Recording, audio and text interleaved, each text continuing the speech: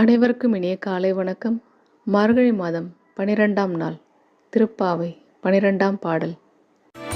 கனித்திடம் கற்றேருமை கன்று கிறங்கி நினைத்து மூலை வழி நின்று பால் சோர நனைத்திலும் சேராக்கும் நெச்சல்வன் தங்காய் பனித்தலை வீணின் வாசல் கடை பற்றி